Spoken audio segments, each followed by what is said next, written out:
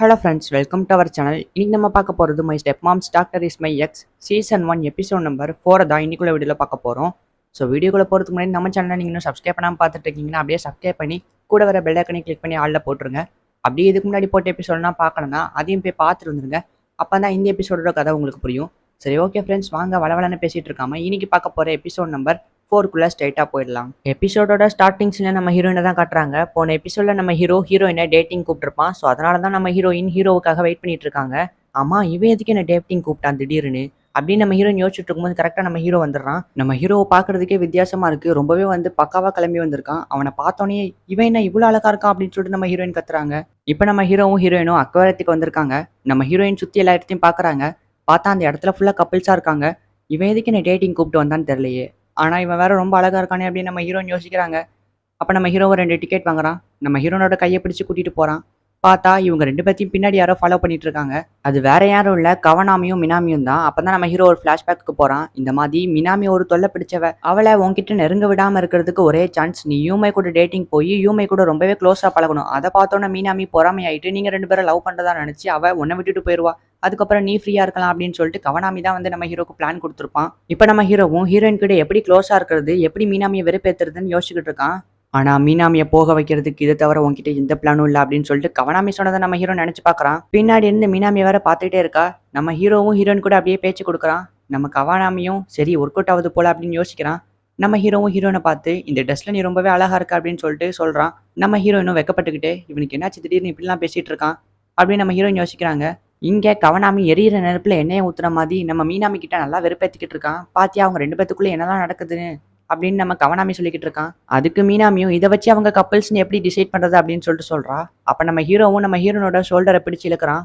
பக்கத்துல யாரோ வந்தனால தான் நம்ம ஹீரோ இழுத்துருப்பான். இப்ப நம்ம ஹீரோ அண்ட் ஹீரோயின் 2 பேருமே க்ளோஸ்ல ஐ டு ஐ மீட் பண்ணிட்டு இருக்காங்க.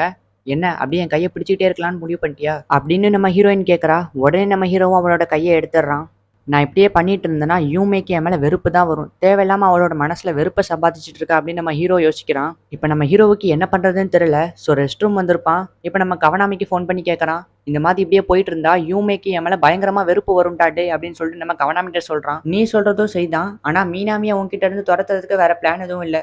ஸோ யூமைவை இப்படியே நீ கொஞ்சம் கொஞ்சமாக வெறுப்பெடுத்ததுக்கு பதிலாக கிஸ்ஸு ஹக்குன்னு சொல்லிட்டு ஏதாவது ஒன்று பெருசாக பண்ணிடு. அதை பார்த்தோன்னே மீனாமியா உன்னை வெறுத்துட்டு போகணும் அப்படின்னு சொல்லிட்டு நம்ம கவனாமி சொல்கிறான். இவன் கிட்ட போய் ஐடியா கேட்டேன் பாரு, இப்போ நான் என்ன பண்ணணும் அப்படின்னு சொல்லிட்டு நம்ம ஹீரோ யோசிக்கிறான். கட் பண்ணா இங்கே நம்ம ஹீரோயின் தனியாக உட்காந்துட்டு இருக்கா. நம்ம ஹீரோ பண்ணுறதெல்லாம் பார்த்து நம்ம ஹீரோனுக்கும் ஆக்சுவலாக ஒன்றுமே புரியல. எதுக்காக இன்னைக்கு மிஸ்ஸுட்டோ ரொம்பவே டிஃப்ரெண்ட்டாக நடந்துக்கிறான், இந்த டேட்டிங் எதுக்காக அவன் ஃபர்ஸ்ட் பிளான் பண்ணான் ஒன்றுமே புரியலையே அப்படின்னு சொல்லிட்டு நம்ம ஹீரோயின் மண்டையை போட்டு பிச்சுக்கிறாங்க. அப்போ நம்ம ஹீரோ கால் பண்ணுறான். நம்ம ஹீரோ கால் பண்ணி எங்கே இருக்கான்னு கேட்குறான். நம்ம ஹீரோயினும் அட்டன் பண்ணி நான் பார்க்கில் இருக்கேன் அப்படின்னு சொல்கிறா. சரி அப்போ நான் வந்துடுறேன் அப்படின்னு சொல்லிட்டு நம்ம ஹீரோ ஃபோனை கட் பண்ணிடுறான். நம்ம ஹீரோயினும் சரின்னு சொல்லிட்டு ஃபோனை கட் பண்ணிடுறாங்க.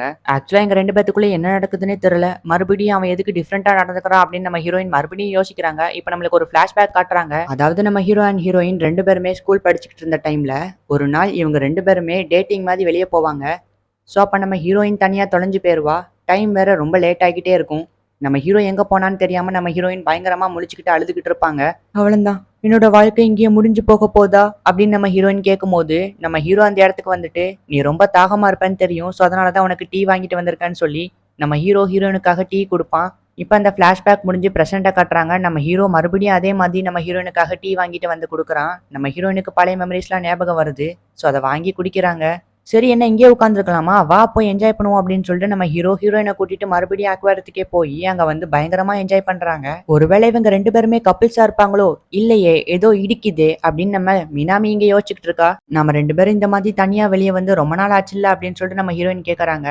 ஆமா அப்படின்னு சொல்லிட்டு நம்ம ஹீரோ சொல்றான். பட் ஆனால் இப்போ நம்ம 2 பேருமே பிரதர்ஸ் அண்ட் சிஸ்டர்ஸ் தானே, ஸோ வெளியே வந்தா என்ன வெளியே வரலனா என்ன அப்படின்னு சொல்லிட்டு நம்ம ஹீரோ அண்ட் ஹீரோயின் மறுபடியும் 2 பேருமே ஆர்கியூமெண்ட் பண்றாங்க. இவங்க கேம்ல விட்டு கொடுக்க கூடாதுன்னு நினைக்கிறாங்க. என்னதான் இவங்களோட கேம் ஒரு பக்கம் இருந்தாலும் மீனாமி ஒரு பக்கம் இருந்தாலும் இவங்க 2 பேருமே அவங்களோட டேட்டிங்கை சும்மா பக்காவா என்ஜாய் பண்ணிட்டு இருக்காங்க. நிறைய இடத்துக்கு போய் நல்லா ஃபன் பண்ணி என்ஜாய் பண்றாங்க. எனக்கு இந்த டேட்டிங் ரொம்ப பிடிச்சிருந்துச்சு அப்படின்னு சொல்லிட்டு நம்ம ஹீரோயின் கிளம்புறா.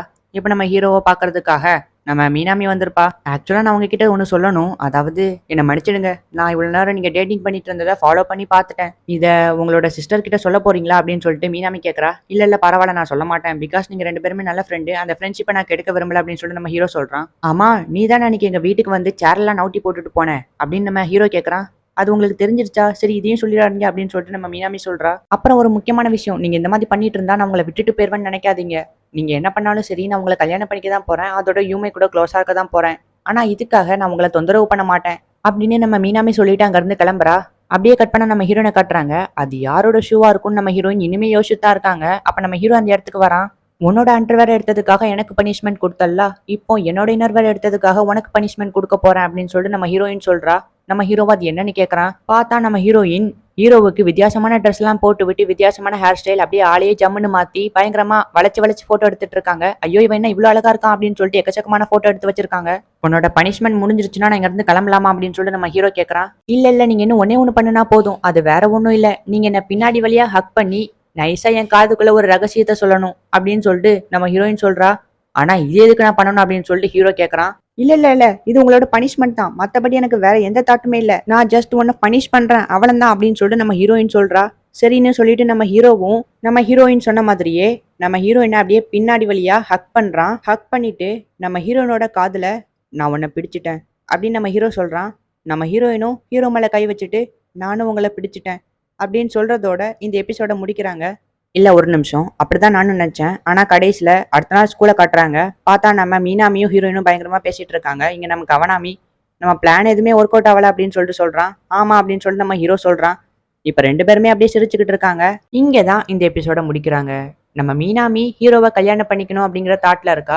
சோ அந்த தாட்டை மாத்துறதுக்காக தான் நம்ம ஹீரோவும் ஹீரோயினும் டேட்டிங் போயிருப்பாங்க. பட் என்னதான் நம்ம ஹீரோ அண்ட் ஹீரோயின் க்ளோஸா இருக்கிறது நம்ம மீனாமி பார்த்திருந்தாலுமே நான் மறுபடியும் உங்களை தான் கல்யாணம் பண்ணிக்க போறேன் அப்படின்னு சொல்லிட்டு நம்ம ஹீரோ கிட்ட வந்து சொல்லியிருப்பா. பிகாஸ் நம்ம மீனாமி வந்து ஹீரோவை உண்மையிலேயே லவ் பண்ணல. நம்ம ஹீரோவை லவ் பண்ணி கல்யாணம் முடிச்சா அப்படின்னா அதுக்கப்புறம் நம்ம யூமே கூட எப்பவுமே ஒன்னா இருக்கலாம் அப்படிங்கிற தாட் மட்டும்தான் இப்போ அவளுக்கு இருக்கு. மற்றபடி நம்ம ஹீரோ மேல எந்த விதமான ரொமான்டிக் ஃபீலிங்ஸும் இல்ல. ஸோ அதனால தான் நம்ம ஹீரோ என்னதான் ஹீரோனோட க்ளோஸா இருந்தாலுமே நம்ம மீனாமிக்கு அவ்வளவா ஜெலஸ் ஆயிருக்காது.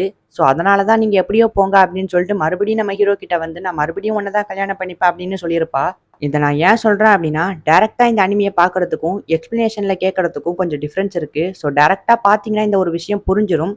இதே இது நான் எக்ஸ்பிளைன் பண்ணும்போது உங்களுக்கு எல்லா டீட்டெயில்ஸுமே எக்ஸ்பிளைன் பண்ண முடியாது. ஸோ அதனால முடிஞ்ச அளவுக்கு மேலோட்டமாக தான் எக்ஸ்பிளைன் பண்ணுவேன். ஸோ அதனால இந்த ஒரு விஷயம் உங்களுக்கு புரிஞ்சிருக்காம போயிருக்கும். நீங்க எல்லாருமே மீனாமி வந்து நம்ம ஹீரோவை லவ் பண்றான்னு நினைச்சிட்டு இருந்திருக்கலாம். ஸோ அதனால தான் நான் வந்து இந்த மாதிரி சொல்றேன். இப்போ உங்களுக்கு புரிஞ்சிருக்கும்னு நினைக்கிறேன். சரி ஓகே ஃப்ரெண்ட்ஸ், இந்த அனிமே ஃபுல்லாவே வந்து இப்படிதான் காமெடியா என்டர்டைனிங்கா போயிட்டு இருக்கும். ஆனா ஒரு கட்டத்துக்கு மேல, அதாவது நம்ம ஹீரோ அண்ட் ஹீரோயின் 2 பேருமே லவ் பண்ணாங்க அப்படின்னு அவங்க பேரண்ட்ஸ்க்கு தெரிஞ்சிருச்சுன்னா என்ன ஆகும்? ஸோ அதை நீங்க பொறுமையா வாட்ச் பண்ணி தெரிஞ்சுக்கோங்க. அது மட்டும் இல்லாம இது ஒரு ஸ்லைஸ் ஆஃப் லைஃப் அனிமேங்கிறனால நான் சில இடத்த மாடிஃபை பண்ணி சொல்றேன். ஸோ அப்பதான் உங்களுக்கு வந்து கேட்கறதுக்கு நல்லா இருக்கும். அண்ட் உங்களுக்கு ஈஸியா கதை புரியும். சரி ஓகே ஃப்ரெண்ட்ஸ், இந்த வீடியோ இதோட முடிச்சுக்கலாம். தேங்க்யூ ஃபார் வாட்சிங். Bye guys.